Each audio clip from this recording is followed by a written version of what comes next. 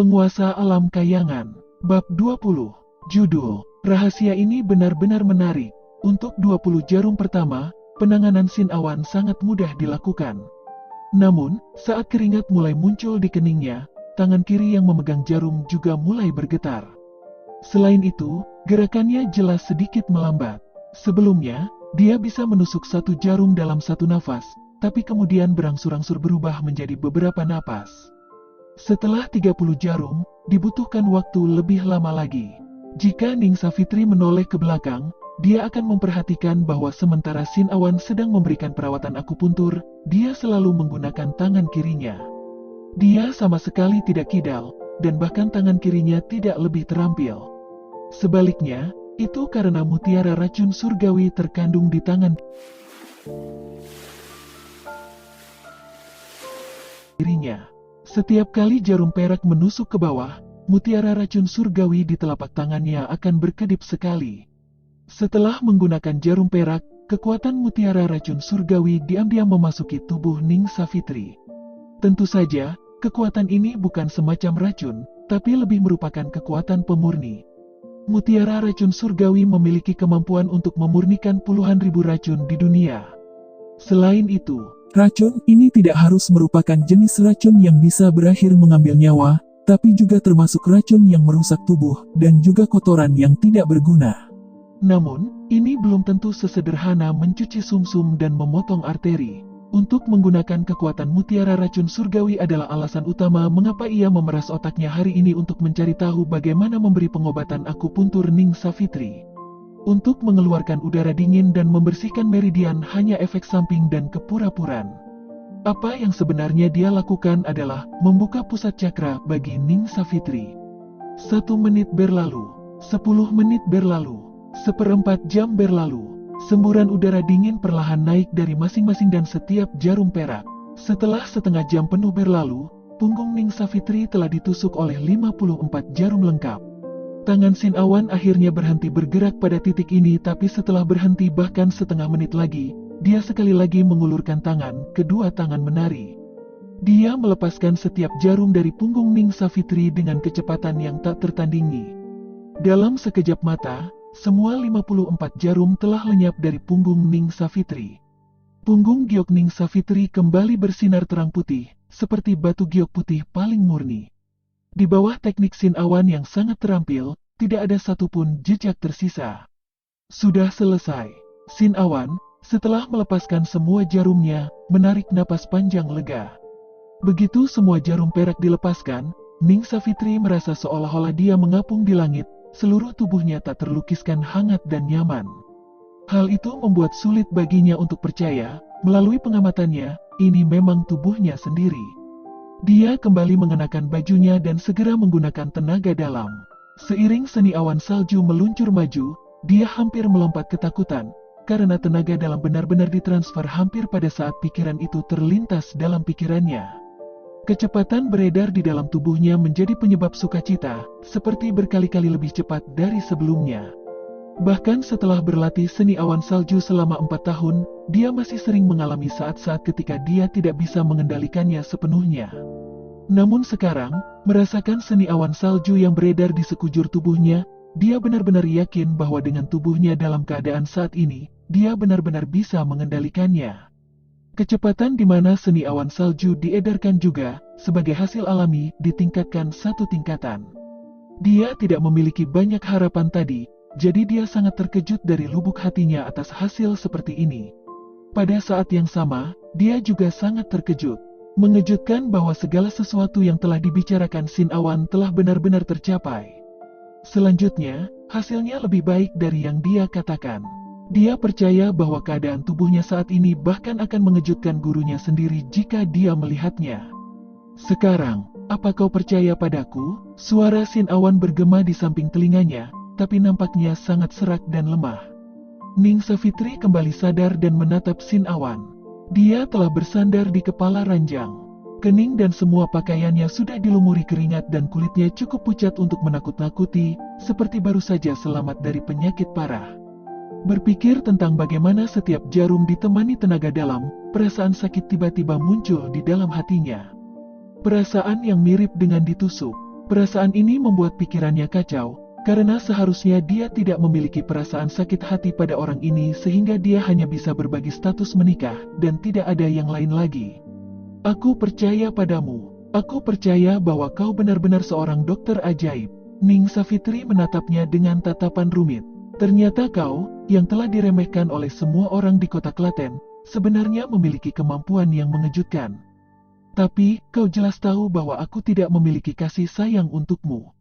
Setelah 1 bulan, aku akan selamanya meninggalkanmu. Mengapa kau memberikan semua ini kepadaku? Mengapa memberiku bantuan yang begitu besar dan berusaha sekuat tenaga untukku? Nikmat. Ini benar-benar sebuah nikmat yang sangat besar. 3 alasan. Sin Awan yang tidak berdaya terengah-engah, tapi tetap tersenyum dengan seluruh wajahnya. Hampir semua orang memandang rendah padaku dan kau punya lebih banyak alasan untuk memandang rendah diriku. Tapi kau tidak melakukannya, dan malah selalu melindungi martabat menyedihkannya aku dengan seluruh kemampuanmu. Tadi malam, kau keluar untuk mencariku karena kau khawatir, dan juga dengan diam-diam menyerahkan selimut untukku. Semua orang yang memperlakukanku dengan baik, aku akan memperlakukan mereka lebih baik lagi. Ning Savitri terpana. Alasan kedua, kau adalah istriku. Ning Savitri membuka mulutnya beberapa kali, tapi tidak bisa menemukan kata-katanya. Alasan ketiga juga alasan yang paling penting. Senyum di wajah Sin Awan berubah samar. Aku pikir penampilanmu setelah menanggalkan pakaian akan menjadi pemandangan yang indah untuk dilihat. Kapanpun Sin Awan mengambil kebebasan bersamanya dengan menggunakan mulutnya yang vulgar, dia akan selalu memperlakukannya dengan sikap acuh tak acuh. Namun, saat ini, saat melihat senyum vulgar di wajahnya yang pucat, dia tidak bisa membuat dirinya marah. Penjelasan sudah selesai. Sin Awan mengulurkan tangan ke arah pot obat yang dia bawa. Savitri istriku, pergilah menuangkan obat di pot obat itu dan minumlah. Ning Savitri menatapnya sangat dalam, lalu berjalan menghampiri tanpa menanyakan obat apa itu. Dia menuang ramuan itu dari pot dan menelannya dengan 1 tegukan. Ini pengobatan pertama. Jika kau ingin mempertahankan keadaan saat ini selamanya, kau memerlukan total 7 pengobatan. Waktu terbaik adalah jam 3 pagi karena ini saat dimana ketika energi yin yang terberat dan hasil pengobatannya yang terbaik. Tentu saja, apakah kita melanjutkan atau tidak, keputusannya ada pada dirimu. Setelah mengatakan semua itu, Sin Awan menutup matanya dengan kelelahan. Itu jelas bukan akting, kekuatan fisiknya benar-benar telah sangat lemah. Beristirahatlah dengan baik. Pandangan Ning Savitri menjadi semakin rumit. Setelah dia diam berbicara, dia berjalan keluar dan tanpa suara menutup pintu. Sambil berdiri di tengah halaman, Ning Savitri mengangkat kedua tangannya dan menatap telapak tangannya, ekspresi di matanya berkabut. Orang macam apa dia sebenarnya? Paling tidak, aku selalu salah menilainya. Semua orang di kota Klaten juga salah menilainya. Setelah Ning Savitri pergi, tubuh Sin Awan juga jatuh sepenuhnya dan membungkuk ke tempat tidur. Dia beristirahat di sana, tidak ingin bergerak sama sekali, mulutnya kadang-kadang menyeringai samar. Hehehe, staminaku saat ini terlalu lemah. Aku hampir pingsan karena kelelahan hanya membuka pusat cakra. Jika guru tahu jika aku benar-benar menyuruh orang lain melepaskan bajunya, dia mungkin cukup marah untuk turun dari surga untuk mengajariku sebuah pelajaran. Bagaimanapun juga, aku bisa berlatih akupuntur dengan pakaian pada usia 13. Dan bisa berlatih akupuntur melalui pakaian dengan mataku tertutup pada usia 15. Hehehehe, waktunya tidur. Seluruh keluarga Sin telah terbenam dalam suasana yang sangat berbeda sejak mereka menerima surat dari Padepokan Sin. Pemimpin keluarga, tetua, melakukan tugas mereka setiap hari dengan ketekunan yang tinggi. Dari pagi sampai sore, mereka bersiap menyambut mereka karena takut menunjukkan sedikit kelalaian. Generasi muda berlatih lebih keras lagi. Mereka semua bermimpi memiliki terobosan dalam beberapa hari ke depan, sehingga meningkatkan kesempatan untuk dibawa kembali ke Padepokan Sin. Namun, semua ini jelas tidak ada hubungannya dengan Sin Awan. Dia bisa dianggap sebagai orang paling santai di seluruh keluarga Sin. Hari ini, di gunung belakang keluarga Sin. Inilah pemakaman yang dibuka di pegunungan belakang oleh klan Sin. Setelah seorang anggota keluarga Sin meninggal, kemungkinan besar mereka akan dikuburkan di sini.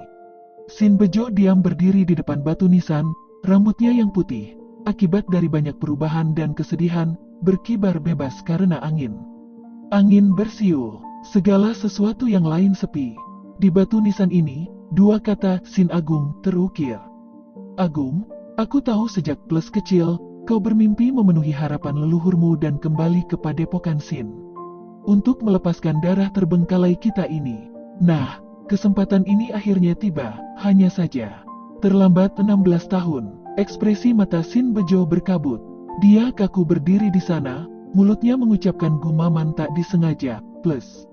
Aku tahu, meski bertahun-tahun telah berlalu, bahwa kau masih memiliki banyak masalah. Pusat cakra awan juga sudah cacat sejak lahir. Ini juga baik-baik saja. Meskipun dia ditakdirkan untuk menjadi orang biasa saja sepanjang hidupnya, tapi tanpa tindakan, tidak akan ada perjuangan dan kebencian. Sekarang, Awan sudah menikah. Aku berharap mulai sekarang dia selalu bisa hidup dengan damai.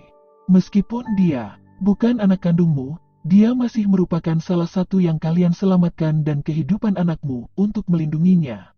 Aku juga akan melindungi kedamaiannya sebaik mungkin.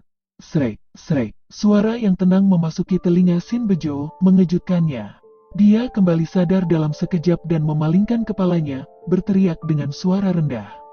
Siapa? Setelah teriaknya, sosok Sin Wawan berjalan dari balik pohon tebal dan padat di tengah halaman. Dia menatap Sin Bejo dengan bingung, melangkah maju beberapa langkah dan mengambil sikap yang tepat dari seorang junior. Wawan menyapa tetua kelima. Saya tidak berpikir bahwa tetua kelima akan berada di sini. Apakah Wawan mengganggu tetua kelima? Mata Sin Bejo mengungkapkan gejolaknya. Jantungnya baru saja dipenuhi dengan kesedihan dan dia merasa sedih untuk sementara waktu. Tak disangka kalau dia menemukan seseorang yang mendekati tempat ini. Dia juga tidak tahu apakah Sin Wawan ini mendengar ucapannya tadi. Dia mengernyitkan alisnya dan bertanya, Wawan, apa yang kau lakukan di sini? Sin Wawan segera menjawab, utusan padepokan Sin akan tiba besok. Ayah percaya bahwa ini adalah peristiwa besar yang akan mengubah nasib keluarga Sin, dan percaya bahwa dia harus memberitahu kakeknya. Jadi dia menyuruhku datang, dan secara tidak sengaja mengganggu tetua kelima. Wawan membuat kesalahan. Lalu apakah kau mendengar apa yang baru saja aku katakan? Suara Sin Bejo menjadi dingin dan kaku sekaligus. Aura memaksa tiba-tiba mendorong Sin Wawan. Kekuatan seseorang di puncak ranah spiritual lebih dari apa yang Sin Wawan bisa tahan dengan kemampuannya saat ini. Seiring wajahnya yang pucat, dia langsung menggelengkan kepalanya. Wawan juga baru saja tiba. Jika tetua kelima tidak berbicara, saya tidak akan menemukan tetua kelima. Saya pasti tidak mendengar tetua kelima mengatakan apapun. Jika tetua kelima tidak ingin diganggu, Wawan akan segera pergi. Sin Bejo tidak bisa menemukan celah dalam ekspresi Sin Wawan. Pikirannya sedikit rileks dan auranya ditarik kembali. Ekspresinya juga mereda. Lupakan saja, itu bukan apa-apa. Utusan padepokan Sin akan tiba besok. Kau yang paling mungkin dipilih. Ketika waktu itu tiba, kau akan menghidupkan kembali keinginan terbesar darah kita. Kata-kata tetua kelima terlalu berat. Wawan tidak pantas mendapatkannya, kata Sin Wawan dengan rendah hati. Sin Bejo mengangguk ke arahnya dan berbalik untuk meninggalkan tempat ini. Setelah dia pergi, ekspresi Sin Wawan berangsur-angsur berubah halus. Dia mengusap dagunya dengan tangan kanannya dan bergumam sambil mengerutkan dahi. Jangan katakan padaku, jika ini benar, ini akan sangat menarik. Dan cerita pun bersambung.